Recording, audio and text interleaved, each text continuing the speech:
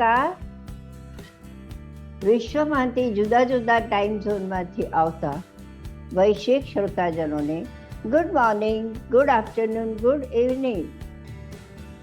ગુજરાતી સાહિત્ય ફોરમના આજના રવિવારની સભામાં આજના વક્તા શ્રી માનવેન્દ્રસિંહજી ગોહિલ, એમનો પરિચય આપનાર જબીન જાંબુઘોડાવાલા અને આભાર વ્યક્ત કરનાર પારુલ શાહ સહિત આપ સૌનું હું હાર્દિક સ્વાગત કરું છું.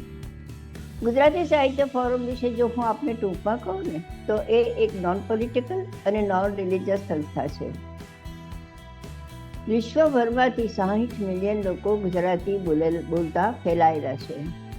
વિશ્વના ખૂણે ખૂણે ગુજરાતીનો સ્વભાવ જે વેપારલક્ષી અને સાહસિક હોય છે, તે પ્રમાણે વિશ્વના ખૂણે ખૂણે ફેલાયેલા આપણા ગુજરાતીઓ એ ગુજરાતી ભાષાને, ગુજરાતી રીત રિવાજને, ગુજરાતી તહેવારોને અને ગુજરાતના રીત રસમો બધું જ લઈને જાય છે. એ જ પ્રમાણે આજે આપણે પણ ગુજરાતી સાહિત્ય ફોરમ દ્વારા આપણી ગુજરાતી ભાષા જે હમણાં થોડીક હંસિયામાં જતી રહી છે ને, તો એની જાળવણી, પ્રચાર અને પ્રસાર માટે આ ફોરમ કામ કરી રહ્યું છે. અને આપ સૌના સહકાર સાથે મને જણાવતા ઘણો જ આનંદ થાય છે કે આજનો 248મો એપિસોડ છે. આટલા બધા એપિસોડ થયા છે અને એની વિશિષ્ટતા શું છે જાણો છો તમે? એની વિશિષ્ટતા એ છે કે ગુજરાતી સાહિત્ય ફોરમના દરેક અઠવાડિયે રવિવાર રાતના 9 વાગે જ્યારે મળીએ છીએ ત્યારે એક નવો જ વિષય હોય છે. એટલે કે તમે સમજી શકો છો કે 248 એપિસોડમાં 2 કે 3 વાર્તા પઠનના રિપીટ સિવાય બધા જ 245 એપિસોડ, 245 વિષયોનું આપણને જ્ઞાન પ્રાપ્ત થયું છે. દરેક વખતે નવા વક્તાઓ આવીને નવી વિષયો આપીને આપણા સૌના જ્ઞાનમાં વધારો કરી રહ્યા છે. એટલે એ સૌને મારા હાર્દિક નમસ્કાર પણ છે જ. તો આવો વધારે સમય આજે હું નહીં લઉં, કારણ કે આપણે માનવેન્દ્રસિંહને સાંભળવાના છે ને. તો હું જબીનબેન જાંબુઘોડા, જેઓ અમારા દાહોદના એમ્બેસેડર પણ છે અને તેઓ વક્તા તરીકે આવી ગયા છે અને તેઓ પણ એક સામાજિક કાર્યકર જ છે, એમને હું વિનંતી કરીશ કે તેઓ આજના વક્તા માનવેન્દ્રસિંહનો પરિચય આપે. Thank you. સૌને નમસ્કાર.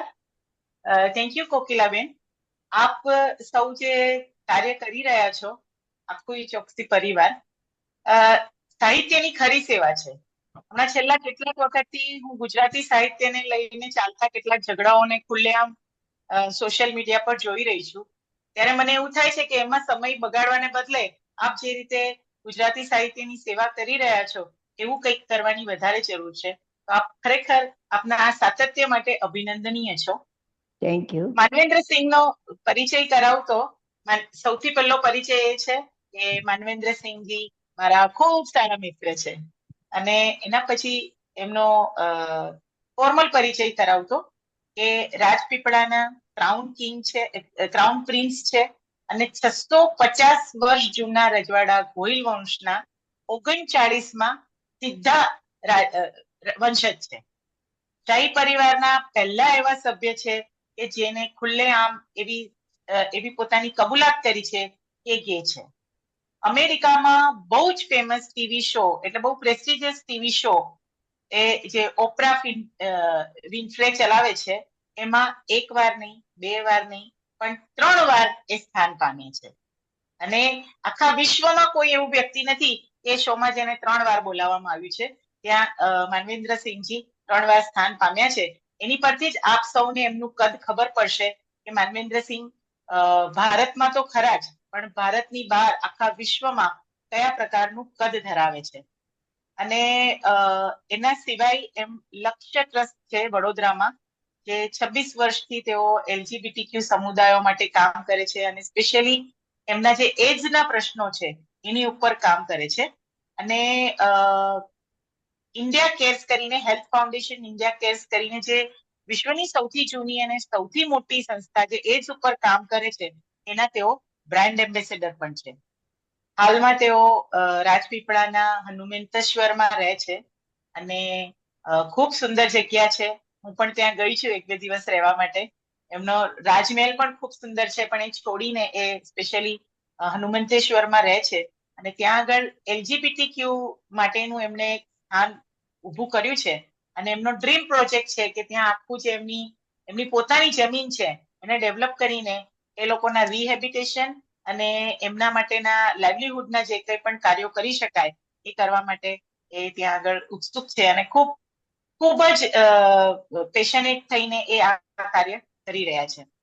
એમના વિશેની કેટલીક વાતો જે કોઈને ખબર નથી તે હું આજે કહી દઈશ બધાને કે એમને ખૂબ જ સરસ હાર્મોનિયમ વગાડતા આવડે છે અને તેઓ ક્લાસિકલ મ્યુઝિક ખૂબ સરસ જાણે છે અને ક્લાસિકલ મ્યુઝિક ખૂબ સરસ રીતે માણી શકે છે.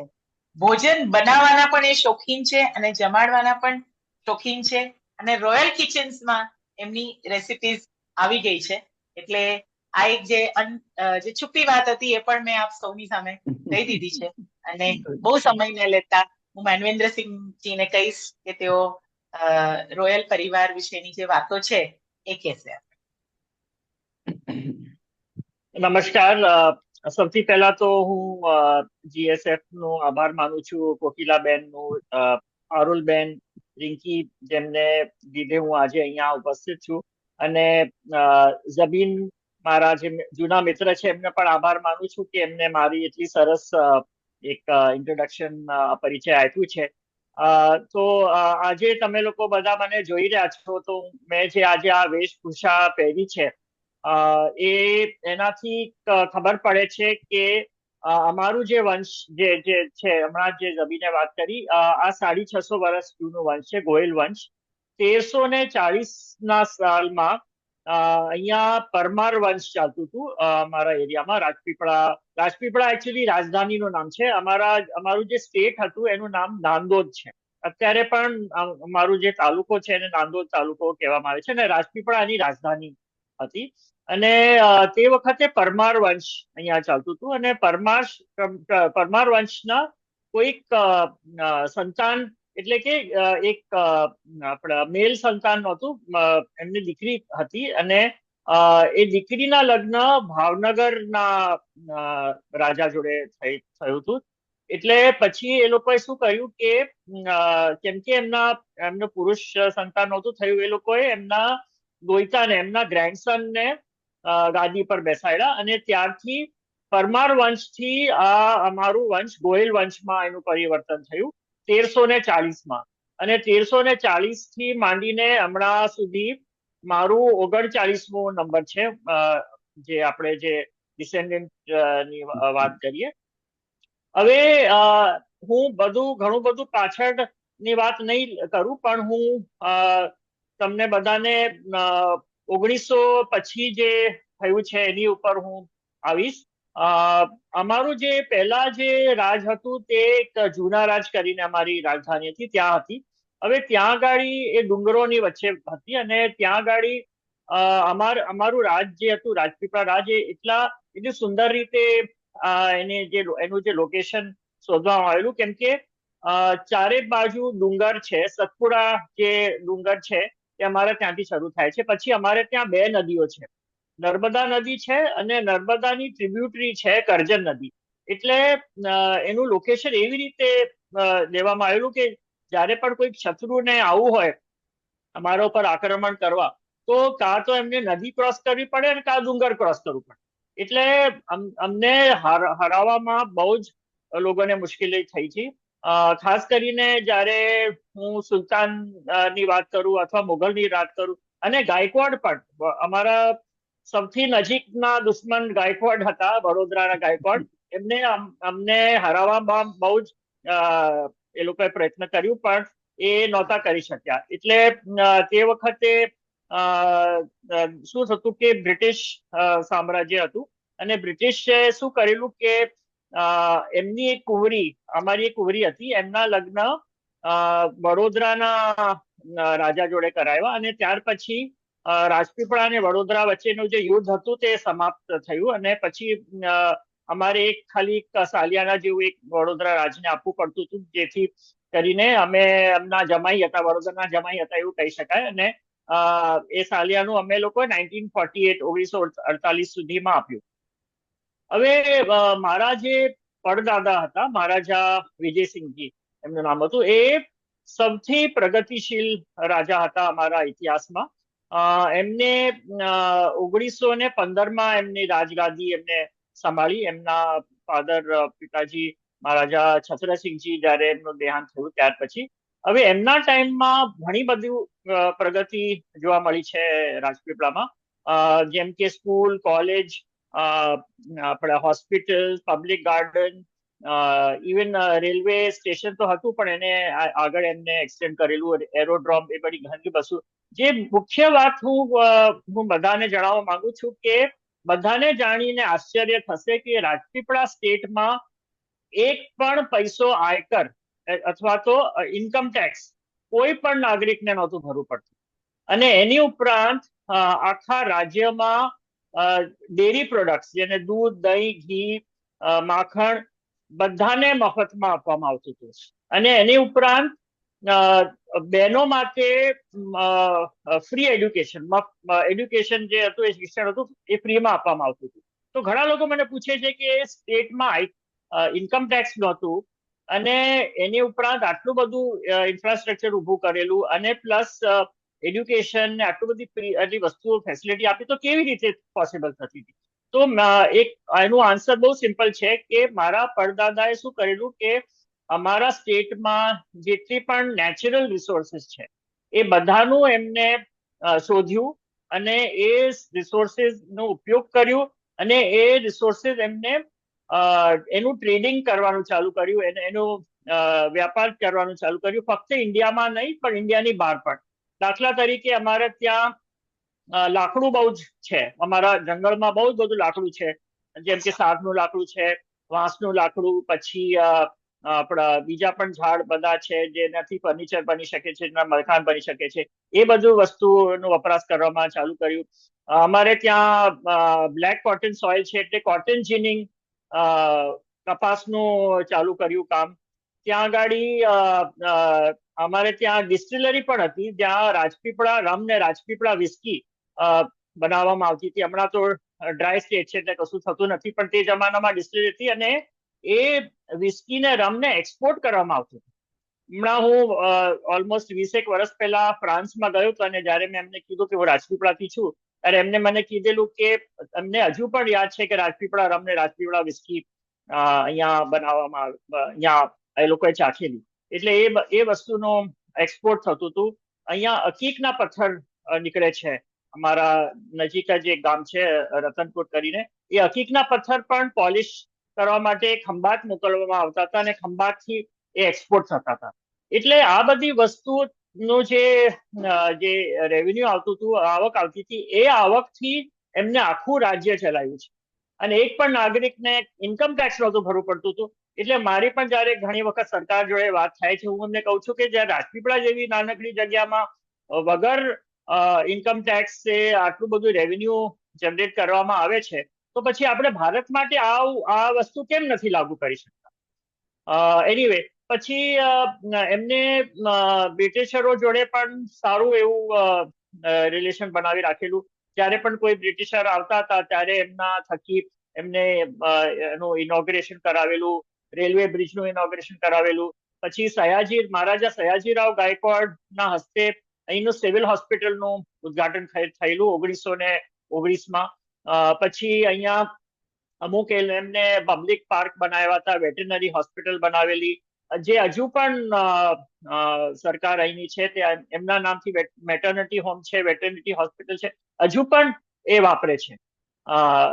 એની હજુ પણ એની કન્ડિશન એટલી સારી છે કે હજુ એને મેન્ટેનન્સ વગર તે વખતના બિલ્ડિંગો બનાવેલા. અને રાજપીપળામાં એને જે તમે કોઈ પણ આવો તો ત્યાં ખબર પડશે કે એને સિટી ઓફ પેલેસીસ કહેવામાં આવે છે. ત્યાં 11 પેલેસીસ છે. દરેક ફેમિલી એને શું કરેલું કે જયારે પણ કોઈના રાજ પરિવારમાંથી કોઈને લગ્ન થતા હતા તો એમને માટે એક અલગ પેલેસ બાંધી દેતા હતા અને એ લોકોને ત્યાં શિફ્ટ કરી દેવામાં આવતા હતા. જેથી મોટા ભાગના રજવાડામાં શું થાય કે જયારે એક જ પેલેસમાં રહેતા હોય ત્યારે પછી ઝઘડા ચાલુ થાય અને પછી એમાં કોર્ટ કેસીસમાં આવે. રાજપીપળામાં અમારા ઇતિહાસમાં છે એક પણ કોર્ટ કેસ નથી કોઈ પણ પરિવાર સાથે, કેમ કે બધાના અલગ અલગ પેલેસ આપેલા છે, બધા જ રાજ પરિવારના પેલેસ અલગ આપેલા છે, એટલે બધા પોતે સ્વતંત્ર રીતે જીવે છે, કોઈને સાથે કઈ મગજમારી નથી, એટલે એ બહુ સારી વાત એમને કરી. હવે એમના ગુજરી ગયા પછી એમનું દેહાંત 1951માં થયું. હા, પણ એની પહેલા એક મુખ્ય વાત મારે કહેવાની છે કે ગુજરાત, દક્ષિણ ગુજરાતમાં ખાસ કરીને વાત કરું, ગુજરાતમાં બે ભાગલા હતા, ગુજરાત અને સૌરાષ્ટ્ર. તો ગુજરાતની જે વાત કરું તો એ ગુજરાતના પહેલા રાજવી હતા જેમને કે વિલીનીકરણમાં વખતે હસ્તાક્ષર કરેલા. 10 જૂન 1948ના રોજે મુંબઈમાં એમનું નિવાસ સ્થાન હતું, નેપેન્સી રોડ ઉપર. ત્યાં ગાડી પેલા સરદાર વલ્લભભાઈ પટેલ આવવાના હતા, પણ એમની તબિયત સારી નહોતી, એટલે એમને એમના સેક્રેટરી વીપી મેનનને મોકલેલા, અને વીપી મેનન અને મારા પરદાદાએ ત્યાં મર્જર એગ્રીમેન્ટ, જેને વિલીનીકરણ કરાર કહેવાય, એના ઉપર હસ્તાક્ષર કર્યા. અને કેમ કે પહેલા રાજવી હતા એટલે એમનું જે આમની આ જે ખબર હતી તે ઓલ ઇન્ડિયા રેડિયોમાં પણ એની ઘોષણા થઈ હતી કે આ રાજપીપળાના રાજા દ્વારા આ વિલીનીકરણ કરવામાં આવ્યું છે. અને ત્યાર પશ્ચાત બીજા જે વડોદરા છે અને આપણા શું કહેવાય બારિયા છે, છોટાઉદેપુર, જે આજુબાજુના જેટલા પણ રજવાડા હતા એ લોકોએ પછી એમના હસ્તાક્ષર થયા પછી એમને કરવામાં આવ્યું. બીજું કે રાજપીપળા સ્ટેટમાં જેટલી પણ ટ્રેઝરી હતી, એટલે જેટલો ખજાનો હતો, એ સંપૂર્ણ ખજાનો એમને ભારત સરકારને સોંપી દીધો. જેટલા પણ મહેલો હતા જે ઉપયોગમાં નહોતા લેવાતા એ પણ બધા મહેલો એમને સરકારને સુપ્રત કરી દીધા. એ વાત અલગ છે કે સરકારે આ મહેલો એ લોકોને સાચવી ના શક્યા અને એમને તોડી નાખવા માંડ્યા, પણ એમને જોયું કે જેટલી પણ મિલકતો જે એમના ઉપયોગમાં નહોતી આવતી, એમના વ્યક્તિગત ઉપયોગમાં નથી આવતી, એ બધી જ મિલકતો એમને સરકારને સોંપી દીધી. એટલે એમને બહુ જ સારું એક સહકાર જ નહીં પણ એ સારું ઉદાહરણ આપ્યું કે જયારે ત્યાગ કરવાનું હોય ત્યારે એ ત્યાગનું એક બહુ સારું ઉદાહરણ આપણા એમને પાસેથી શીખવાનું મળે છે. એટલે જયારે 1951માં એમનું દેહાંત થયું, એમનું દેહાંત ઇંગ્લેન્ડમાં થયેલું, કેમ કે એ ઇંગ્લેન્ડમાં પણ એમનું ઘર હતું, અને પછી એમની ડેડ બોડી લાવવામાં પણ ખાસી તકલીફ થઈ હતી. મારા દાદાએ પંડિત જવાહરલાલ નહેરુની મદદ લીધેલી એમાં, અને એમના મદદથી એમની ડેડ બોડી ઇન્ડિયા લાવવામાં આવી. ત્યારે એટલા લોકો હતા, એટલે મેં તો ફોટા અને વિડીયો જોયા છે તે વખતના, ત્યારે મને અંદાજો આવે છે કે એટલું લોકોને એમના માન હતું. અને એમના ગુજરી ગયા પછી ત્યાં રાજપીપળાના લોકોએ પોતાના ખિસ્સાઓમાંથી પૈસા કાઢીને અને એમને માટે એક સ્ટેચ્યુ બનાવ્યું છે. એમને રાજ પરિવારમાંથી પૈસા નહોતા માંગ્યા, રાજપીપળાના પ્રજાના લોકોએ બધાએ પોતાનું કોન્ટ્રીબ્યુશનથી આજે ત્યાં સ્ટેચ્યુ છે.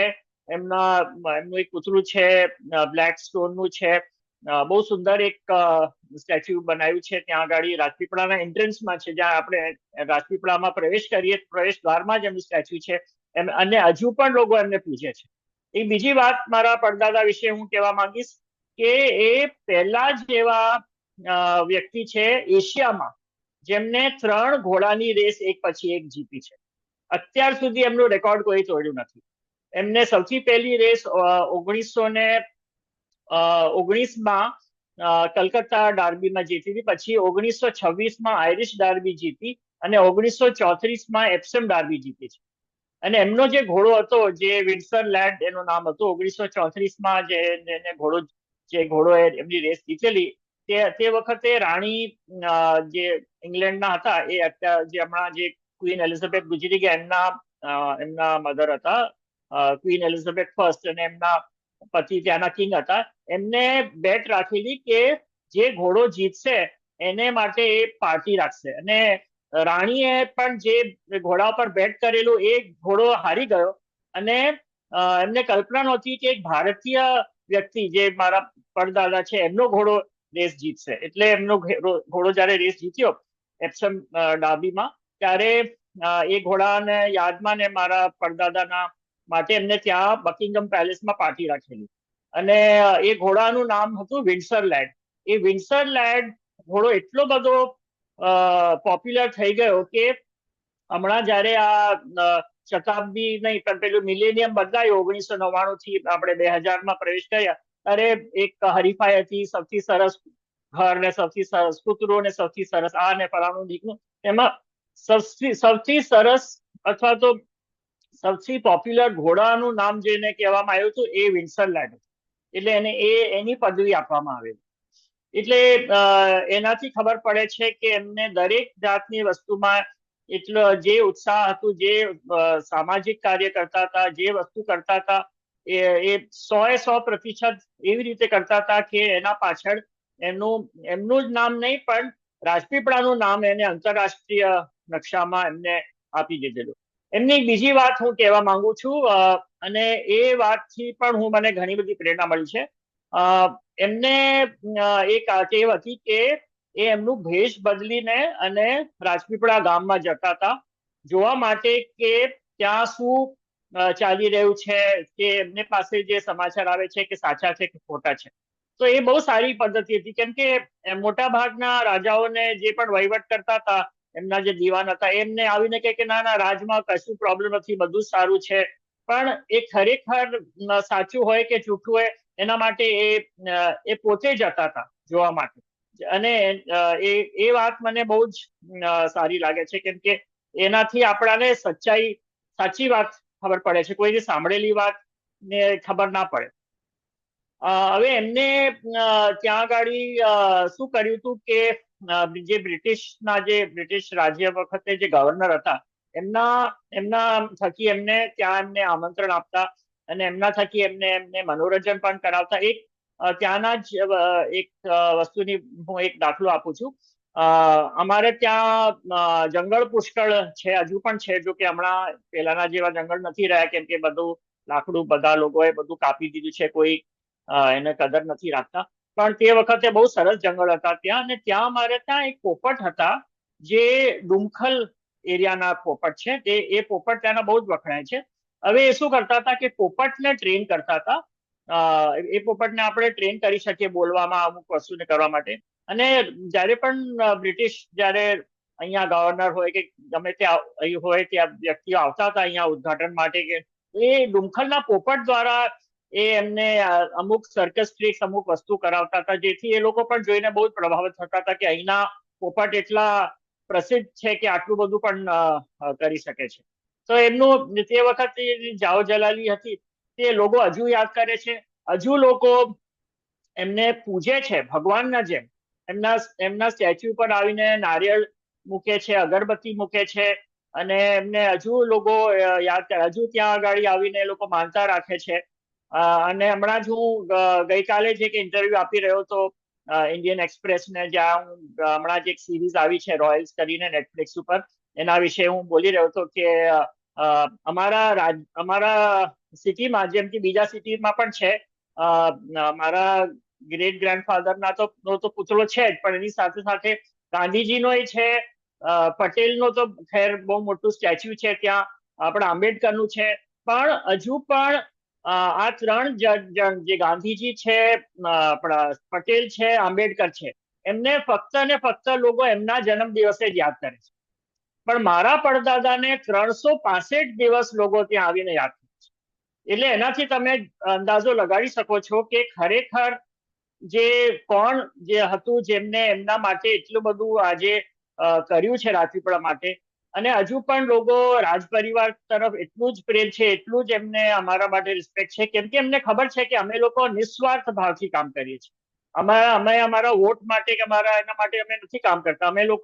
અમે લોકો કેમ કે અમારા પૂર્વજોએ આટલું બધું આજે આ મૂકીને ગયા છે, એટલે ભલે સરકાર એની દેખરેખ નહીં રાખે પણ આજે અમારું દાયિત્વ બને છે કે અમે આ વસ્તુની દેખરેખ રાખીએ. અને કેમ કે એક વખત હેરિટેજ મટી જશે પછી લોકો કોઈ સિમેન્ટના બિલ્ડિંગ તો જોવા આવવાના નથી.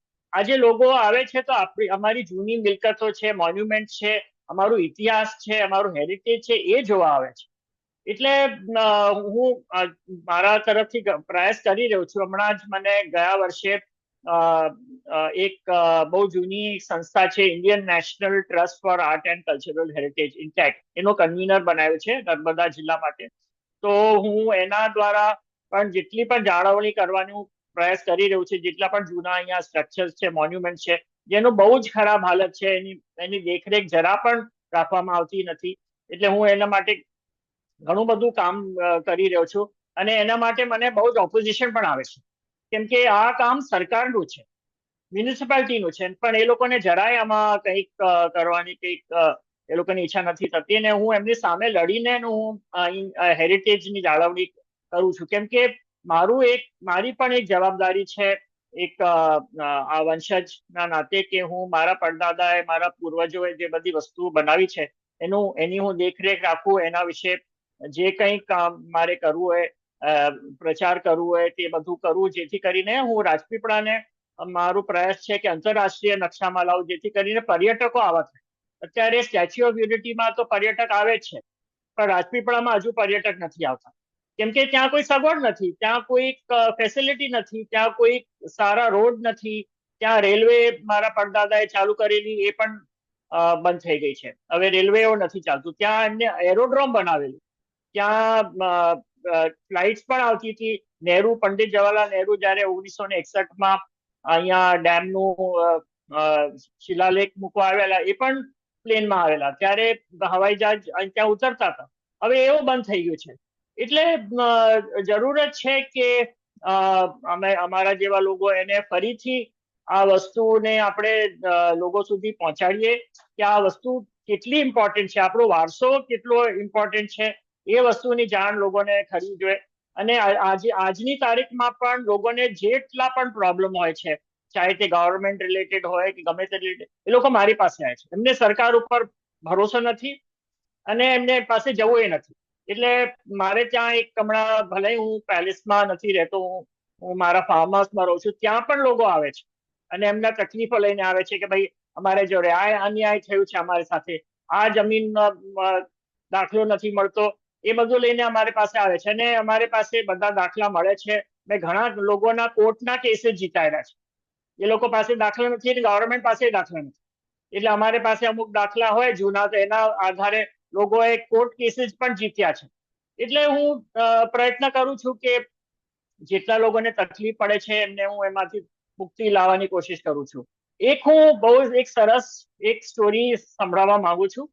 અમારા ત્યાં એક ડ્રાઈવર હતો, જ્યારે હું સ્કૂલમાં જ્યારે ભણતો હતો, હું મુંબઈમાં ભણ્યો છું, બોમ્બે સ્કોટિશ સ્કૂલમાં, અને અમારે ત્યાં એક જૂનો એક ડ્રાઈવર હતો જે અમને સ્કૂલ લઈ જતો હતો. હવે એ ડ્રાઈવરના દીકરાને અમે લોકોએ ભણતર કરાવ્યું, સ્કોલરશીપ આપ્યું અને ભણાવ્યો, અને દીકરો મોટો થયો તો એ ઇલેક્શન લડ્યો અને એ MLA થઈ ગયો, અને પછી એ મિનિસ્ટર થઈ ગયો. હવે શું થયું, એક દિવસ અમે લોકોએ એના જે દીકરાને સાથે અપોઇન્ટમેન્ટ લીધું એમને મળવા સારું, સચિવાલયમાં ગાંધીનગરમાં જવું હતું, ત્યારે એમના જ ફાધર જે અમારા ડ્રાઈવર હતા એ જ અમને ગાડી લઈને ત્યાં સચિવાલય અમને લઈ ગયા, એમના પેલા મિનિસ્ટરને મળવા સારું. તો અમે લોકોએ ગાડીમાંથી ઉતર્યા, તો અમે અમારા ડ્રાઈવરને કીધું કે ભાઈ અમે તમારા દીકરાને મળવા જઈએ છીએ, તો તમે પણ આવી જાઓ ને ગાડી લોક કરીને.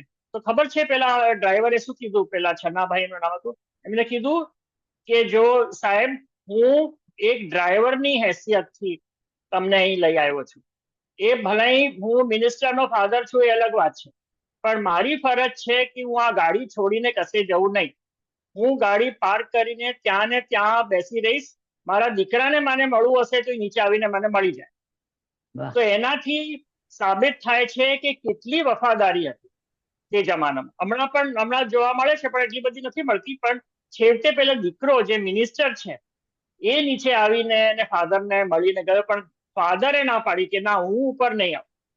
તો એ વફાદારી જે છે એ આ બધા દાખલા છે. હું જયારે પણ વિદેશ જઉં છું, આવી વાર્તાઓ જયારે લોકોને કહું છું, ત્યારે લોકોને બહુ જાણીને આશ્ચર્ય થાય છે કે આટલી બધી વફાદારી તમારા ત્યાં જોવા મળે છે. એક બીજો હું દાખલો આપું છું. હમણાં જ આપણે આ ઇન્ડિયા પાકિસ્તાનનું બધું થયું, એમાં આપણે બલુચિસ્તાન ની પણ આપણે વાત આપણાને જાણવા મળી છે. તો અમારે ત્યાં એક વકીલ છે, એમના ત્યાં હું જઉં છું ઈદ વિશ કરવા માટે. અને બીજી પણ એક વાત હું કહેવા માંગુ છું, મારા જે પડદાદા હતા બહુ જ સેક્યુલર માઇન્ડેડ હતા, એમને દરેક ધર્મના લોકોને એમને સાથ રાખીને એમને હોદ્દો આપેલો. અમારી પોતાની આર્મી હતી, એમાં પછી ગમે તે વ્યવસાયમાં, એડમિનિસ્ટ્રેશનમાં, ગમે તે વસ્તુમાં એ હિન્દુ, મુસ્લિમ, ક્રિશ્ચિયન, આપણા પારસી દરેક ધર્મને રાખેલું. હું પારસીની વાત કરું તો અમારા જે દિવાન સાહેબ હતા, 3 પેઢીથી અમારા પારસી દિવાન સાહેબ રહ્યા છે. પછી એ ઈસાઈ પણ ધર્મ માટે એમને એટલી લાગણી હતી, એમને ગોવાથી ઈસાઈ પરિવાર લઈ આવ્યા હતા અને એમને રાજપીપળાના બેન્ડમાં એમને મૂક્યા હતા. એમના માટે ચર્ચ પણ બનાવ્યું છે.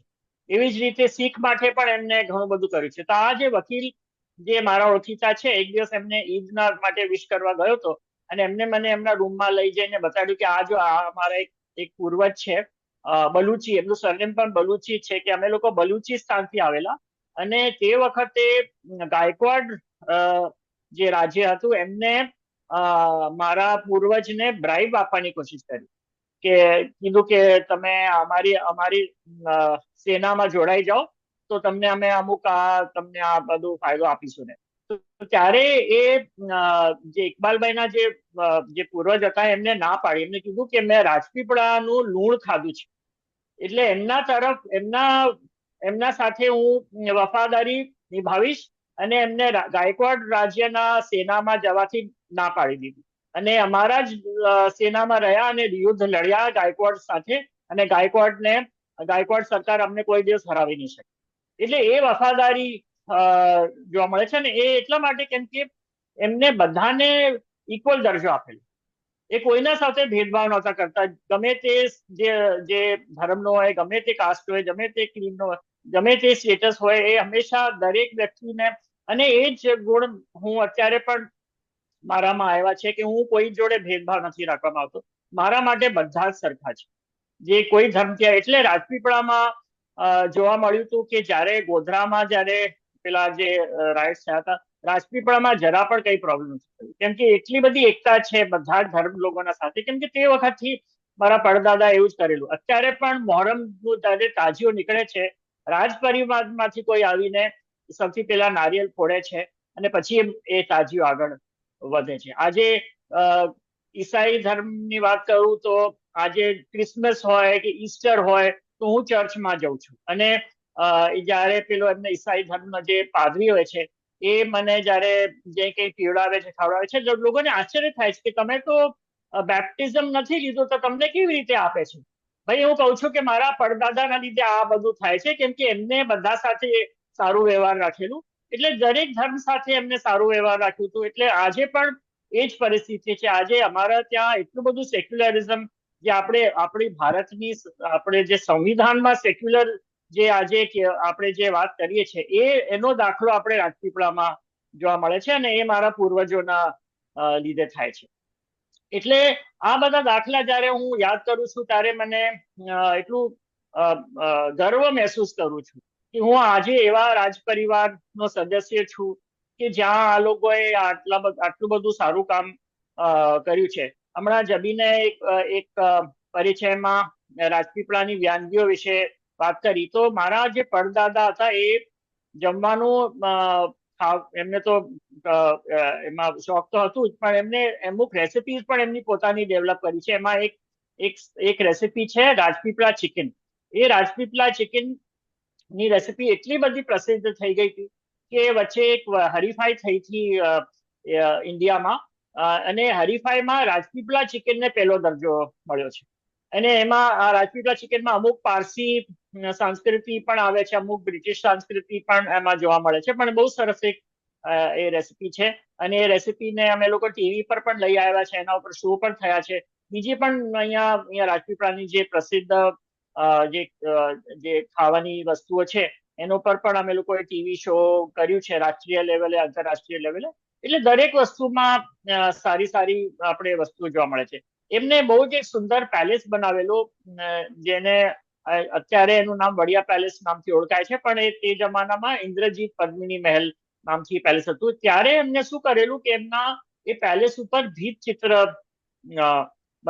એમને બનાવેલા અને એ ભીત ચિત્ર માટે એમને એક વિશ્વ યુદ્ધ જયારે બીજું થયું હતું ત્યારે એ યુદ્ધમાં એક કેદી હતો.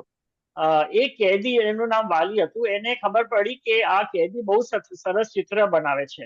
એને કેદખાનામાંથી એને રિલીઝ કરાવીને અને એને ત્યાંના એટલા સરસ ભીત ચિત્ર એ પેલેસમાં બનાવ્યા છે. એમને એ ઈસાઈ છે તે છતાં એને બધા હિન્દુ ધર્મના ઉપર, જેમ કે રાધા કૃષ્ણ, પછી શિવાજી, મહારાણા પ્રતાપ, એવા એવા ભીત ચિત્ર બનાવ્યા છે. એ પેલેસ એટલું બધું સરસ બનાવેલું, એને તાજ ઓફ ગુજરાત એની પદવી આપવામાં આવેલી. હમણાં પણ જયારે જીપીએસસી ના એક્ઝામ થાય છે, જયારે કોમ્પિટિટિવ એક્ઝામ થાય છે, એક પ્રશ્ન પૂછવામાં આવે છે કે એવું કયું મહેલ છે કે જેમાં 1000 બારીને માણ્યા છે, ત્યારે એના ઉત્તરમાં આ પેલેસનું નામ આવે છે.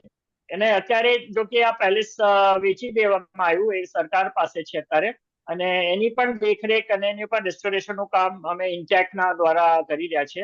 અત્યારે ફોરેસ્ટ કોલેજ ચાલે છે, તો એ અત્યારે એની આપણે દેખરેખ ટ્રાય કરી રહ્યા છીએ. ત્યાં એનું જે રસોડું છે એ એમને મોટા ભાગના જે પેલેસમાં જે રસોડા આવતા હતા એ પેલેસની બહાર બનાવવામાં આવતા હતા, જેથી કરીને ત્યાં જયારે કોઈ આગ લાગી જાય કે એવું કઈ થાય તો કઈ નુકસાન ના થાય. હવે એ પેલેસનું જે રસોડું છે એ રીતે બનાવેલું કે થોડુંક અડધું જમીનની બહાર અને અડધું જમીનની અંદર, એ રીતે હતું.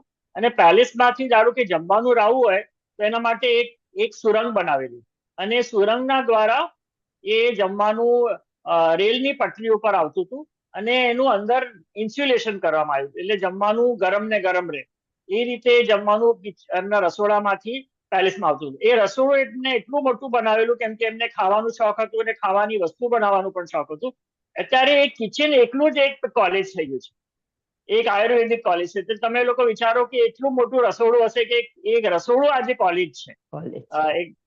જે પેલેસ છે એ તો ફોરેસ્ટ કોલેજ છે જ, અને પેલું રસોડું છે તે આયુર્વેદિક કોલેજ છે. એટલે એવી બધી સરસ એમને વસ્તુઓ બનાવેલી, અને એમને રાજપીપળાનું નામ બહાર જઈને રોશન કરેલું.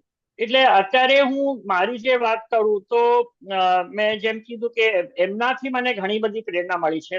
હું પણ જયારે સમાજ સેવામાં હું કામ કરું છું અથવા તો લોકો માટે કામ કરું છું, તો ઘણી વખતે હું પણ મારું અસ્તિત્વ છુપાવીને હું પણ મારા પરદાદાના જેમ બસમાં, ટ્રેનમાં, અલગ અલગ જગ્યામાં જેને કહેવાય ને અંડર કવર, એટલે કોઈને ખબર ના પડે કે હું કોણ છું, માસ્ક પહેરીને અને જવું, જેથી કરીને મને લોકોની સચ્ચાઈ જાણવી મળે કે લોકો શું વિચારે છે આપણા વિશે. અને મોટા ભાગના કેસમાં અમે જોવા મળ્યું છે કે લોકોને હજુ પણ માન છે. હું ભલે આજે એક સમલૈંગિક તરીકે બહાર આવ્યો છું, પેલા લોકોને પ્રોબ્લેમ થયું હતું આ બધું સાંભળીને, પણ હવે મોટા ભાગના લોકોને મારા માટે રિસ્પેક્ટ છે. એમને કઈ પ્રોબ્લેમ નથી મારી સમલૈંગિકતાને લઈને, કેમ કે એમને ખબર છે કે હું મારું જે કામ છે તે સમાજ સેવા તરફ છે. હું બધા સાથે વગર ભેદભાવ રાખે કામ કરવા માંગુ છું, અને હું કોઈનો પણ અન્યાય હું સહન નથી કરી શકતો. જે પણ મારું ખટખટ આવે, જે પણ મારા દરબારમાં આવે, જે દરબાર એટલે મારા ઘરમાં જે આવે એમની સમસ્યા લઈને, એમને બધાને હું નિરાશ થાય વગર હું એમની સાથે વ્યવહાર કરું છું. અને એ લોકો જાણે છે ને, એટલે માટે એમને મારી સમલૈંગિકતા સાથે કોઈ નિસ્બત નથી. એમને છે કે મારા રાજા છે, મારા રાજ પરિવારથી છે, એટલે એમને પાસે અમે આ જશું તો અમને જરૂરથી સારું કંઈક વ્યવહાર મળશે. તે આ એવી વાત છે. અત્યારે હું એક સંસ્થા ચલાવું છું, લક્ષ ટ્રસ્ટ નામથી, જે સમલૈંગિકો માટે કામ કરે છે. હું જાનવરોના હક માટે લડી રહ્યો છું. હું અહીંના ટ્રાઇબલ પોપ્યુલેશન છે, આદિવાસીઓ છે, જનજાતિના લોકો છે, એમના માટે પણ કામ કરું છું. અહીંયા અમારે ત્યાં આફ્રિકાથી સીધી આવેલા છે 300 વર્ષ પહેલા. એ લોકોને અકીકના પથ્થર માટે મારા પરદાદાએ રાખેલા, કે એમને અકીકના પથ્થર રાખીને અને એમને એમના દ્વારા એનું માઇનિંગ થતું હતું. આજે એ સીધી પરિવાર જોડે બહુ જ અન્યાય થઈ રહ્યું છે. હું એમને માટે લડી રહ્યો છું કે એમને સાથે ભેદભાવ ના થાય, એમને શિક્ષણ મળે, એમને રોજગારી મળે. એ પણ હું કામ સાથે સાથે લઈ રહ્યો છું. મહિલાઓ માટે પણ કામ કરું છું. મહિલાઓ સાથે જે ડોમેસ્ટિક વાયલન્સ થાય છે, એમને સાથે જે દુર્વ્યવહાર થાય છે, એના માટે પણ હું લડું છું. એટલે ઘણી ક્ષેત્રમાં મારું કામ ચાલે છે. અને સાથે સાથે મારું ભારતીય શાસ્ત્રીય સંગીત છે.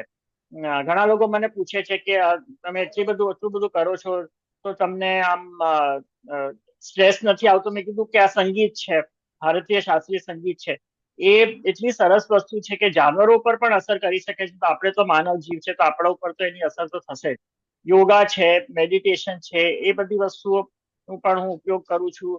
અને જેમ કે જબીને કીધું, મારું એક જ ઉદ્દેશ્ય છે જીવનમાં, સત્યને છોડવું નહીં. હું સત્યને કોઈ દિવસ છોડવાનો નથી, કેમ કે મને ખબર છે જે વ્યક્તિ સત્ય બોલવાનો છે એને બધી જાતના ઠોકરો આવશે, બધી જાતની મુશ્કેલીઓનો સામનો કરવો પડશે, પણ એક વસ્તુ મને યાદ છે અને એ છે સત્યમેવ જયતે. હંમેશા સત્ય જે બોલશે એમની જીત થવાની છે. ભલે એમને બધા જાતના પ્રોબ્લેમ આવશે, પણ એને આપણે બહુ સિરિયસલી નહીં લેવાનું. તમારે સત્યના રાહ ઉપર ચાલશો તો તમને કોઈ તકલીફ ના પડે. બસ હું આટલું જ કહીને અને મારું આજનું આ સ્પીચ બંધ કરું છું. અને હું આશા રાખું છું કે કોઈને પણ કોઈ પ્રશ્ન હોય તો મને પૂછી શકે છે. ખૂબ સરસ માનવેન્દ્રજી, ખૂબ ખૂબ અભિનંદન. તમારું વક્તવ્યને તો ખરું જ, પણ તમે મને કહ્યું હતું કે મારું ગુજરાતી બહુ સારું નથી, પણ તમે અત્યારે બહુ ફ્લુએન્ટ અને સરસ ગુજરાતી બોલ્યા છો. અને બીજી ખાસ વસ્તુ એ કે તમે ગુજરાતી છોડી નથી, એ બહુ મને સારું લાગ્યું. કે ગુજરાતી તમને એમ છે કે મારું ગુજરાતી બરાબર નથી, પણ એ ભ્રમ મનમાંથી કાઢી નાખજો. તમે સરસ ગુજરાતી બોલી શકો છો. Thank you. હવે કૌશલભાઈ ચોકસીનો પ્રશ્ન છે, આપણે એમને વિનંતી કરીએ. નમસ્કાર મનોજસિંહજી. સો આમાં તમે બહુ જ એક સરસ વાત કરી કે જે તમારા પરદાદાને જે વાત કરી કે જે ગવર્નન્સ, કે એમનું ગવર્નન્સ હતું અને આયકર વગર નેચરલ રિસોર્સિસને આપણે લેવરેજ કરીને આખું રાજ્ય બરાબર ચલાવ્યું અને ઘણું બધું ફ્રી આપ્યું બધાની અંદર. તો જે બહુ પહેલાનો જે કોન્સેપ્ટ હતો ડ્યુરિંગ ગ્રીક અને રોમનથી, તો કોન્સેપ્ટનું સિટી સ્ટેટનો કોન્સેપ્ટ હતો કે પહેલા સિટી સ્ટેટ હતા, નેશન સ્ટેટ નહોતા. અને પછી લગભગ 1648માં સૌથી પહેલું પ્રિન્સ જે વેસ્ટફાલિયાનું જે થયું એની અંદર 5 નેશન સ્ટેટ કન્વર્ટ થયા. હવે જ્યારે આજની તારીખમાં જ્યારે આપણે પાછા ડિજિટલ ટેકનોલોજીને બધું જે છે, તો પોલિટિકલી સિટી સ્ટેટ નથી કહેતો, પણ ઇકોનોમિકલી આપણે સિટી સ્ટેટ કરી શકીએ ખરા. તો આપણે એમ કે રાજપીપળાને જોઈએ તો તમારે ટુરિઝમ છે, હેરિટેજ ટુરિઝમ થઈ શકે, એગ્રો ટુરિઝમ થઈ શકે, તમારે રિફોરેસ્ટેશન થઈ શકે કારણ કે નેટિવ સ્પીસીસ જૂના હતા એ થઈ શકે, એજ્યુકેશન રિસર્ચમાં લક્ઝરી છે, વેલનેસ છે, એ બધું થઈ શકે. અને પ્લસ 1-2 કલાકના ડિસ્ટન્સની અંદર વડોદરાથી મળીને ઘણી બધી જગ્યાઓ તમને મળી શકે. એરપોર્ટ પણ પાસે છે 3-2 કલાકના એની અંદર. તો આવી વસ્તુ જો કરવી હોય કે રાજપીપળા એક કયા વગરનો ઇકોનોમિક ઝોન કે જેને પોતાના નેચર, પોતાના સોર્સિસ વાપરીને, કે હેરિટેજ હોય કે કલ્ચર હોય કે તમારું કુઝીન હોય કે તમારી પોતાની હિસ્ટ્રી હોય, આ બધું કરીને કરવું હોય તો કયા ચેલેન્જીસ આવી શકે? કારણ કે તમે ઓલરેડી કરો જ છો પાર્ટલી આ બધું, તો એમાં ચેલેન્જીસ કયા આવી શકે અને આને કેવી રીતે ચેન્જ કરી શકાય? એટલે શું છે કે ગવર્મેન્ટ જોડે કામ કરો કરતાં ગવર્મેન્ટને ટેબલ પર રાખીને કેવી રીતે કામ થાય? હા, બહુ સારું પ્રશ્ન છે. અમારામાં મોટા ભાગના પ્રોબ્લેમ ક્યાં આવે છે કે અમારી જે કોન્સ્ટિટ્યુએન્સી છે તે રિઝર્વ કોન્સ્ટિટ્યુએન્સી છે. એ જ્યારથી અમારું મર્જર થયું છે 1948 થી હમણાં સુધી, એ ફક્ત ને ફક્ત ટ્રાઇબલ જ એમાં ઉભો રહી શકે છે ને એ જીતી શકે છે. એટલે અમારું જે પ્રતિનિધિ જે કરે છે ને વ્યક્તિ, એ એવું જોઈએ કે જે આ વાત ગવર્મેન્ટ સુધી પહોંચાડી શકે. જે ટ્રાઇબલ છે, એમને હું કંઈક એ નથી કહેતો, એમના વિશે કંઈ ખરાબ નહીં કહેવા માંગતો, પણ એમનું એડ્યુકેશન એટલું ના હોય, કેમ કે હવે એ સીટ જ એમના માટે રિઝર્વ છે તો આપણે એમાં કંઈ કરી ના શકીએ ને. એટલે એમના થકી પણ અમને પ્રયત્ન કરી રહ્યા છે, પણ જે રીતે બીજા રાજ્યોમાં અને બીજા જગ્યાઓમાં જે પ્રતિનિધિ જે એવું સ્ટ્રોંગ હોવું જોઈએ કે આ વાત ત્યાં સુધી લઈ જઈ શકાય અને પાર્લિમેન્ટમાં પણ આ વાત કરી શકાય, અથવા તો લેજિસ્લેટિવ એસેમ્બલી, આપણા એસેમ્બલીમાં પણ આ વાત કરી, એવો વ્યક્તિ આપણામાં હજુ નથી એવું તૈયાર થયું કે જે આ વાત થઈ શકે. બીજું કે અમે લોકો તો પ્રયત્ન કરી જ રહ્યા છીએ. જેમ કે મેં કીધું કે મારી જ્યારે પણ ભારત સરકારના કોઈ પ્રતિનિધિ જોડે વાત થાય છે ત્યારે હું મારા લેવલે તો હું વાત કરું છું, પણ બીજું એવું જોઈએ છે કે આ વસ્તુ કલેક્ટિવલી થવી જોઈએ. હમણાં એવું લાગે છે કે ફક્ત રાજ પરિવાર અથવા રાજ પરિવારના જ સદસ્યો દ્વારા આ વાત મૂકવામાં આવે છે, પણ જે અમે બધા સમૂહ એક કલેક્ટિવ એફર્ટ હોય, અને એના માટે હું પ્રયત્ન અત્યારે કરી જ રહ્યો છું. કેમ કે મેં જેમ કીધું, મને ગયા વર્ષે જ આ ઇન્ટેકનું કન્વીનરશીપ આપવામાં આવ્યું છે, એટલે હું રાજપીપળા સિટીના શહેરના ઘણા અલગ અલગ જેમ કે વ્યાપારી મંડળ છે, ડોક્ટર એસોસિએશન છે, ઉદ્યોગપતિ છે એસોસિએશન છે, એમને બધાને હું ભેગો કરી શિક્ષણ આપણે એડ્યુકેશન ડિપાર્ટમેન્ટમાંથી જે લોકોને સ્ટુડન્ટ્સને, અને બીજી વસ્તુ હું એ પણ કરી રહ્યો છું કે આનું જે અવેરનેસ છે તે હું એડ્યુકેશન ઇન્સ્ટિટ્યુશનમાં ચાલુ કરી દીધું છે મેં કરો, જેથી કરીને એટલીસ્ટ આપણે ફ્યુચર છે, આપણું જે ભવિષ્ય છે એને આપણે એડ્યુકેટ કરી શકીએ, અવેર કરી શકીએ, જેથી કરીને ભલે હમણાંની જનરેશન એટલી ઉત્સાહ નથી, પણ આગળનું જનરેશન એટલીસ્ટ એવું આવે કે જેને આપણા વિષયો આપણા ઉપર ખબર હોય, અને જેથી કરીને એ વધારે આપણું એક સ્ટ્રોંગ પ્રતિનિધિ કરી શકે.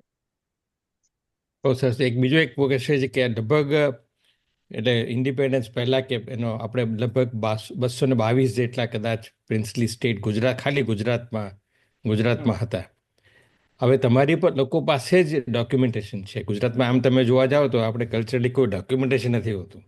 તમારી પાસેથી 1900નો પિક્ચર બી મળી આવે, કે તમે જે હમણાં વાત કરી કે ડરબીના ને એ બધા તમારી જે છે, તમારી પાસે ડોક્યુમેન્ટેશન છે. એટલે ખરેખર ગુજરાતને જાણવું હોય તો આ 222 પ્રિન્સલી સ્ટેટ જે હતા એના ડોક્યુમેન્ટેશન જોવા મળે, એમાંથી ખબર પડે તો અમને વધારે ખબર પડે. તો આમાંથી 222માંથી અત્યારે એક્ટિવ કેટલા હશે? આઈ થિંક જો 222 માંથી હું કહું તો 40% પણ જેટલા જ એક્ટિવ હશે. કેમ કે જે આપણે જે તમે 222 ની વાત કરી, તે સૌરાષ્ટ્રનું નામ પણ એના ઉપર જ પડ્યું ને, સૌરાષ્ટ્ર એટલે 100 રાષ્ટ્ર એ રીતે. તો એમાંથી કેટલા બધા તો ખલાસ થઈ ગયા, કેમ કે તે વખતે શું હતું કે સાલિયાનું એમને કેટલું મળતું હતું, કોઈને 1000, કોઈને 2000, એટલામાં તો કેવી રીતે પોસાય એમનું બધું મેન્ટેન કરવાનું. એટલે એનાથી કરીને ઘણા લોકો ખલાસ થઈ ગયા, અમુક લોકો આગળ કોઈ વંશ નહોતું એમનું. એટલે હવે ગણતા આપણે ગણીએ તો 222 માંથી લગભગ મને લાગે છે મેક્સિમમ 40% એટલા એક્ટિવ, 40% જેવા એક્ટિવ હશે, એનાથી વધારે એક્ટિવ નથી.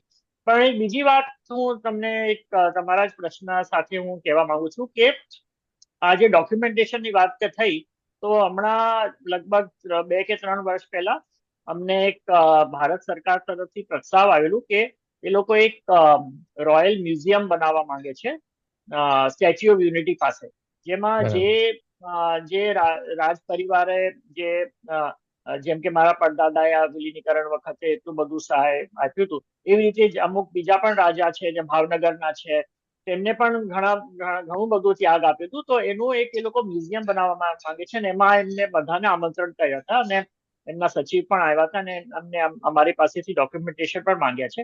અમારી વાતચીત ચાલે છે અત્યારે સરકાર જોડે કે એમને કયા ડોક્યુમેન્ટ જોઈએ છે, ને જે એ લોકો પ્રદર્શિત એને કરી શકે અને મ્યુઝિયમમાં બનાવે. તો એ મ્યુઝિયમના દ્વારા મને લાગે છે કે ઘણી બધી વાત જે તમે કહો છો કે જે લોકોને ખ્યાલ નથી, તો એ કેમ કે વિલીનીકરણનો દાખલો છે, હવે કેટલા લોકોને એ દાખલો જોયેલો છે, તો એમાં એ દાખલામાં શું હતું લખેલું, શું એ લોકોએ એમાં કન્ડિશન મૂકેલી, એ બધી વસ્તુ એમાં લોકોને જાણવા મળશે. એટલે આ મ્યુઝિયમની તૈયારી ચાલે છે. મને લાગે છે ટૂંક સમયમાં મ્યુઝિયમ ત્યાં ચાલુ થઈ જશે, અને જેટલા પણ રાજ્યોને એ લોકોએ કોન્ટેક્ટ કર્યા છે એમના દ્વારા એ લોકો આ બધું દસ્તાવેજીકરણ ને બધું મંગાવી રહ્યા છે. Thank you very much.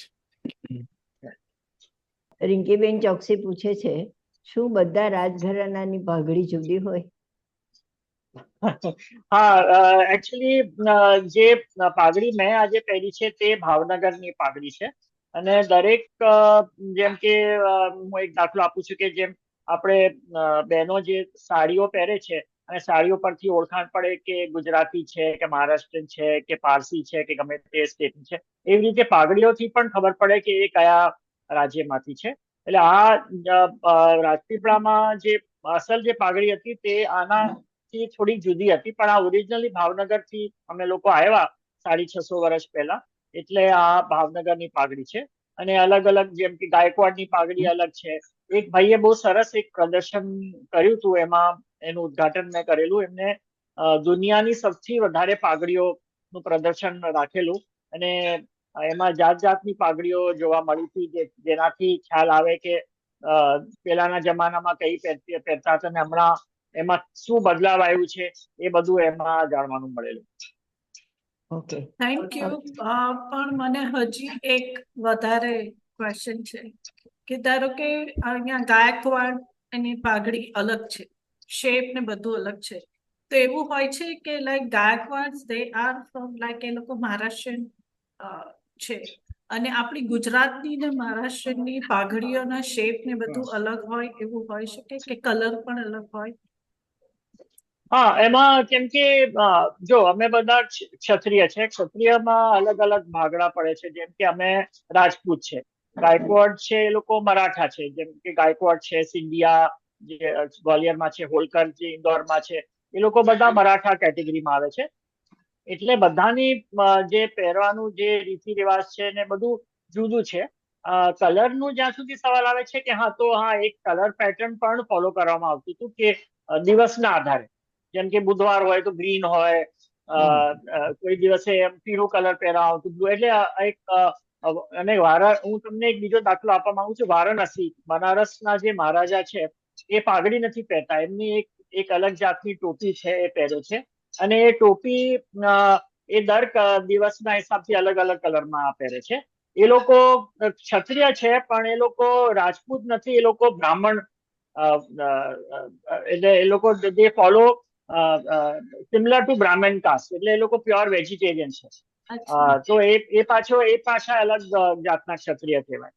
Okay, okay, thank you so much. Thank you.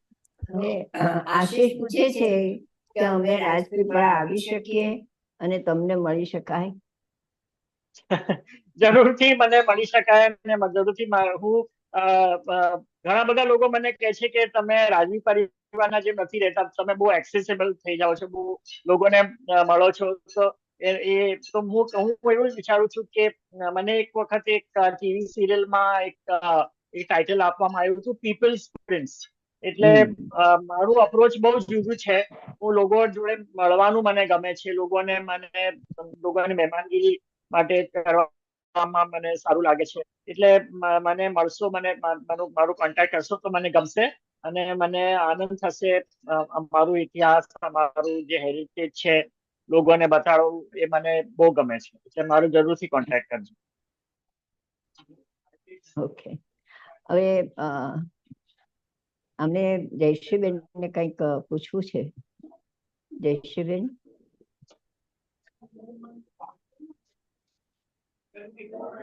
જયશ્રીબેન નથી. નિમિષા પરમાર, નિમિષા પરમારને કંઈ પૂછવાનું. Nimisha? Thank you very much. ખૂબ જ સરસ તમે અમને ઇતિહાસ ને બધું જણાવ્યું, અને જાણીને ખૂબ જ આનંદ થયો. મારો એક ક્વેશ્ચન હતો કે આ જે અત્યારે ધ રોયલ્સ જે નેટફ્લિક્સ ડ્રામા આવે છે, એમાં જે કોન્સેપ્ટ એ લોકોએ લીધો છે એરબીએનબી નો, આમ with Royals, do you think કે ઇટ વર્ક્સ? જો મેં સિરિયલ જોયું નથી, મેં તો ફક્ત સાંભળ્યું છે. પણ મેં જેમ હમણાં મારા ટોકમાં પણ કીધું કે મેં ગઈકાલે જ એક ઇન્ટરવ્યુ આપ્યું ઇન્ડિયન એક્સપ્રેસમાં, જ્યાં એને મને જણાવ્યું કે અમુક વસ્તુ જેમાં એ લોકોએ જે બતાવ્યું છે તે ખોટું છે. એટલે અમુક વસ્તુ જે બતાવી છે તે સારી છે. અમે જો સિરિયલમાં તો શું હોય કે એ લોકોને એ વેચવું છે ને, એ લોકો વેચશે નહીં તો એનો સિરિયલ નહીં બને ને. એટલે એને દરેક વસ્તુને એ લોકો ડ્રામેટાઇઝ કરતા હોય છે. પણ હકીકત શું છે એ જોવા માટે તમારે જે રાજઘરાણા છે, લોકો છે, જેમ કે હું છું, બીજા છે, એમના તમે ત્યાં જશો અને જોશો તો તમને વધારે આઈડિયા આવશે કે એ લોકો કેવી રીતે જીવી રહ્યા છે, અને જે નેટફ્લિક્સમાં બતાવે છે એનાથી શું કેટલું જુદું છે. હા, તો I think they should do, ખરેખર એ લોકોએ એકચ્યુઅલ જે કરંટ રાજાઓ છે યસ, એમનો ઇન્ટરવ્યુઝ હા ને વગેરે બતાવવું જોઈએ, મને એવું લાગે હા, છે. બીકોઝ અમે એક્ઝેક્ટલી તો એક્ઝેક્ટલી. એ જ જોઈએ તો અમને થાય કે બધા જ રાજાઓમાં આ પ્રોબ્લેમ્સ હશે કે આ રીતના હશે. સાચી વાત છે. એટલે મેં પણ એ જ કહું છું કે જ્યારે પણ કંઈક ફિલ્મ બનાવો કે સિરિયલ બનાવો તો એ વ્યક્તિ પાસે જઈને તમે મળો અને એમની સાથે વાત કરો, તો જ એનું તમે જે હકીકત છે એ તમે બતાવી શકો ને. કેમ કે લોકો તો જે જોશે એ જ માનશે. અને હા, પછી પહેલાથી જ અમારા લોકો માટે એટલી બધી લોકોને ગેરસમજ છે, તો આ સિરિયલ બનાવવાથી વધારે ગેરસમજ ઊભી વધારે. થશે. ના ના, thank you very much for that. નમસ્તે. નમસ્તે. ઓકે, હવે એક છેલ્લો પ્રશ્ન પૂછી લઉં કે પહેલા તો સૌથી પહેલા નૈશદભાઈ મકવાણા આવેલા છે ને એવું કે છે કે ત્યાંથી ઘણી વાર હું પસાર થાઉં છું, તમને મળવા આવીશ, એવો એમનો સંદેશો છે નૈશદભાઈ મકવાણાનો.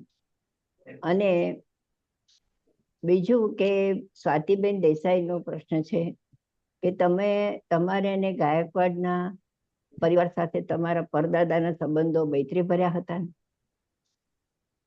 હા, જરૂરથી. કેમ કે મેં જેમ કીધું કે પહેલા તો અમે લોકો યુદ્ધ ભૂમિમાં જ મળતા હતા. અમે લોકો તલવારો ને બંદૂકો જોડે એકબીજાની લડાઈ કરતા હતા. પછી તો ધીમે ધીમે કરીને સારા સંબંધ થયા. સયાજીરાવ ગાયકવાડ મારા પડદાદા જોડે બહુ સારા સંબંધ હતા. ઇવન મહારાજા રણજીતસિંહજી ગાયકવાડ જોડે મારા બહુ સારા સંબંધ હતા, કેમ કે એ સંગીતકાર હતા અને હું હાર્મોનિયમ વગાડું છું. એટલે અમે લોકો એમને મારા પેલેસમાં પણ આમંત્રણ આપેલું ગાવા માટે, અને મેં પણ એમના માટે વગાડ્યું. એટલે અમે સંગીતના ક્ષેત્રમાં પણ અમે લોકો બહુ સારા અમે લોકોએ એકબીજાને મદદ કરી. પણ એવું છે એટલે જગદીશભાઈ દવેને વિનંતી કે તેઓ આવે. જગદીશભાઈ સંભળાય છે? હા, હા, સંભળાય છે. નમસ્કાર. નમસ્કાર. નમસ્કાર. કશું શરૂ કરતા પહેલા આપને સંગીતનો થોડો નમૂના સાંભળવા મળે. મેં એમને પહેલા જ કહેલું. હું આજે હાર્મોનિયમ નથી લાવ્યો ને તો ચોક્કસ સંભળાવતો, પણ બીજી વખતે કે એવું કઈક તક મળશે તો ચોક્કસ મને સંભળાવવામાં આનંદ થશે. ભલે ભલે ભલે. હવે મારે જે વાત કરવાની છે એ ભાવનગર રાજ્ય પણ આપના જેવું જ ખૂબ પ્રતિષ્ઠિત અને આગળ પડતું કામ કરેલું. અને એમાં સર પ્રભાશંકર પટણી કરીને જે હતા એમણે ઘણી બધી વસ્તુઓ એ ભાવનગરની અંદર દાખલ કરવાનો પ્રયત્ન કર્યો હતો, જેને કારણે એમને સરનો ઇલકાબ પણ મળેલો. અને એ આખું પ્રભાશંકર પટણી એનું આ જાણીતું પુસ્તક છે. એમને એમને ઋષિતુલ્ય એમ ગણવામાં આવ્યા હતા, કારણ કે અંગત રીતે એમનું જીવન બહુ જ ઉત્તમ રીતે ચાલતું હતું. મારા પિતાશ્રીને ભાવનગર રાજ્યમાં કામ કરવાનું મળ્યું હતું, અને ભાવનગરની અંદર એમણે ખાસ કરીને કેટલી વસ્તુ પહેલી વાર કરી આખા ભારતમાં. એમણે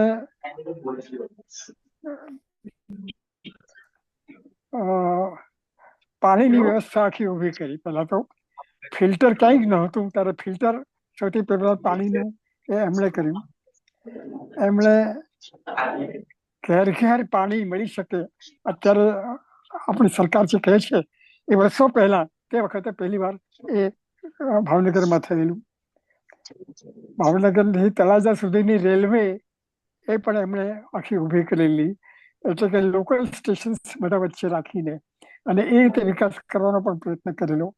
અને મને ખ્યાલ છે કે ભાવનગર પછી માણેકવાડી આવે, માણેકવાડી પછી કૃષ્ણનગર આવે, એ પ્રમાણે ઠેઠ તળાજા સુધી લોકલ સ્ટેશન રાખીને એ આખી ટ્રેન પણ શરૂ કરેલી.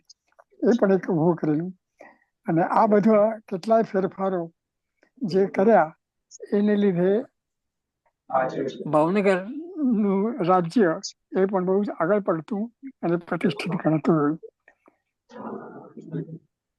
અને મારા પિતાશ્રીને એમની સાથે કામ કરવા મળેલું હતું, એટલે મને આંખે દેખ્યો હાલ પણ પાછળથી અમને બધો આપેલો. નમસ્કાર. નમસ્તે. સુરેન્દ્રભાઈ, તમારે કંઈ કહેવાનું છે આજે? સુરેન્દ્રભાઈ. Thank you Kokilaben.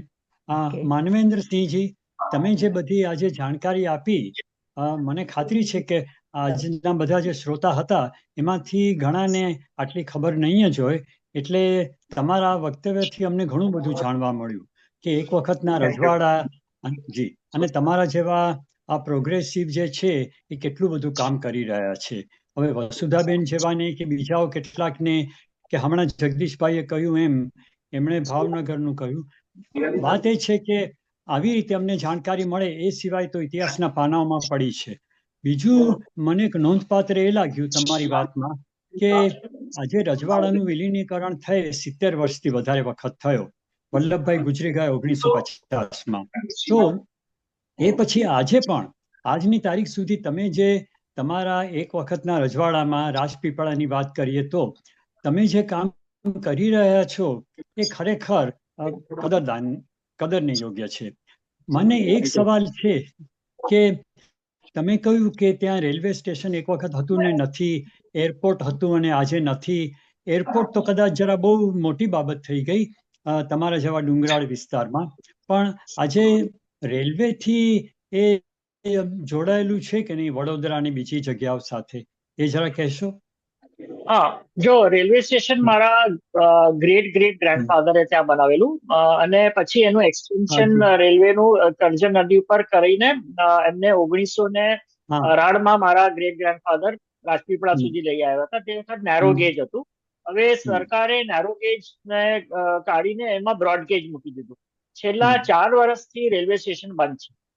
જે બ્રોડગેજ છે એવો બંધ થઈ ગયું છે. નેરો ગેજ તો ખેર પહેલા જ એ લોકોએ કાઢી નાખેલું. અત્યારે રાજપીપળામાં એક પણ ટ્રેન આવતી નથી અને લોકોને બહુ જ અસુવિધા થાય છે કેમ કે આજે એકતાનગર જે બનાવ્યું છે એ લોકોએ જ્યાં સ્ટેચ્યુ ઓફ યુનિટી છે ત્યાં ટ્રેન આવે છે, પણ રાજપીપળા શહેરમાં આટલું જૂનું રેલવે સ્ટેશન હતું ને એટલું તે વખતે બનાવેલું એ આજે બહુ દુઃખદની વાત છે કે એ આજે રેલવે સ્ટેશન બિલકુલ જ બંધ થઈ ગયું છે.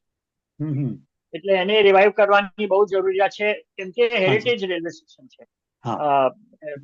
અને હેરિટેજની વસ્તુઓ આપણે આજે જો પર્યટકો આવે છે, આજે પેલેસ ઓન વ્હીલ્સ છે, આજે એટલી બધી એ લોકો જે ટ્રેનોમાં એટલા બધા ડોલર ખર્ચીને આવે છે, તો આ એક વસ્તુથી પણ સરકારને બેનિફિટ મળી શકે છે. પર્યટક જે આવશે તો એનાથી સરકારની આર્થિક વિકાસ થશે. તો એટલે અમે લોકો પણ સરકારને એ જ રજૂઆત કરી રહ્યા છે કે તમે ભલે જે પણ વિચારતા હો પણ તમારા પોતાના આર્થિક વિકાસ માટે તો વિચારો, જેથી કરીને તમે લોકોને પર્યટકો આવશે તો બધાને ફાયદો થવાનો છે. નરેન્દ્ર મોદીનો હોમ સ્ટેટ છે ગુજરાત, એટલે આજે નહીં તો કાલે નરેન્દ્રભાઈએ ઘણું બધું ઘણી બધી ઠેકાણે નવા આપણે પેલી કઈ રેલવે સિસ્ટમ મૂકી છે. ઘણી બધે ઠેકાણું નામ ભૂલી ગયો, હું અમેરિકામાં છું. પણ એટલે આજે નહીં તો કાલે તમે કહ્યું તેમ આર્થિક દ્રષ્ટિએ જોતા પણ એ સરકારના હિતમાં છે કે કરે. અને બીજું આજે આપણો હેરિટેજની તમે વાત કરી એને ધ્યાનમાં લઈને પણ તો તમારા જેવાના પ્રયત્નોથી જરૂર કંઈક થશે એવું લાગે છે. બાકી તો થેન્ક યુ વેરી મચ. એક સજેશન છે એ કરીને પછી આપણે આગળ ચાલીએ. આપના રાજ્ય પરિવારની ઇકોનોમિક સિસ્ટમની માહિતી ગુજરાત અને ભારત સરકારને યાદ કરાવો અને હાલમાં જ શિક્ષણ પદ્ધતિમાં ઉમેરાયેલા IKS સબ્જેક્ટ એટલે કે ઇન્ડિયન નોલેજ સિસ્ટમ ઉમેરી શકાય, જેથી આવનારી પેઢીને આ ઇકોનોમિક સિસ્ટમની જાણ થાય. આ તમારે સરકાર જોડે સંબંધ છે એટલે આ ભાઈએ આશીષભાઈએ આ એક સજેશન આપ્યું છે કે સરકારને આની જાણ કરાવો તો સરકાર એ પ્રમાણે વર્તે બી ખરી. ચોક્કસ, થેન્ક યુ. આજનો સરસ આપણો કાર્યક્રમ થયો. તો સરસ કાર્યક્રમ થયા પછી જો આપણે આભાર વ્યક્ત ના કરીએ તો કૃતજ્ઞ ગણાઈએ ને. તો પાર્વતીબેન શાહને વિનંતી કરીશ કે તેઓ આભાર વ્યક્ત કરે. પ્રિવિલેજ that I બપોરે મને જ્યારે કોકિલાબેને કીધું તમારે આભાર વ્યક્ત કરવાનું છે, મેં તો કદાચ નહીં આવી શકું. પછી થયું કે ના ના ના, માનવેન્દ્રભાઈને જ્યારે મેં જ આમંત્રિત કર્યા તો આભાર તો મારે જરૂર વ્યક્ત કરવો પડે. અને અત્યારે હું ખૂબ ખુશ છું કે આમાં જોઈન થઈ, કારણ કે હું તો તમને આટલા જ જાણું છું, પણ આજે આટલું બધું જાણવા મળ્યું તેનાથી ખૂબ ખૂબ આનંદ, અને આઈ ફીલ પ્રાઉડ. ખૂબ સારું લાગે છે. આપના જેવા વ્યક્તિત્વ ખાલી ને રાજ ઘરાનાનું નથી, પણ માણસ તરીકે જે આપ ઉભરી આવ્યા છો એ એક બધાને માટે ગૌરવની વાત છે એવું મને લાગે છે. અને મારા આમંત્રણને માન આપીને આપ આવ્યા, અને ગુજરાત સાહિત્ય ફોરમમાં કોકિલાબેન અને બધાએ આપને વધાવી લીધા, આટલું સારું આપ્યું, એને બદલે વેરી વેરી વેરી આભાર આભાર આભાર. ધન્યવાદ. Thank you. ખૂબ સરસ, ખૂબ સરસ. હવે આપણી ગુજરાતી સાહિત્ય ફોરમની સફર આગળ તો ચાલે જ છે. આજે આટલા એપિસોડ તો થયા, હવે એક એપિસોડ પછી 250મો એપિસોડ આવશે. એટલી બધી આનંદની વાત છે, ખરું ને? તો આ સફર તો ચાલવાની છે. એ પહેલા હું તમને માનવેન્દ્રભાઈ એક વસ્તુ કહી દઉં કે અમે લોકો છે ને પછી થોડીક તો આપણી જે સફર છે એ સફર આગળ ને આગળ ચાલે છે, પણ આજે આપણા અલ્પવિરામ તો આપવો જ પડશે, કારણ કે અલ્પવિરામ આપીએ તો જ પછી પૂર્ણવિરામ તરફ જવાય ને, અને પૂર્ણવિરામ તો બહુ લાંબી વાત છે. એટલે આજના અલ્પવિરામ પછી આપણી સફર જ્યારે આગળ ચાલે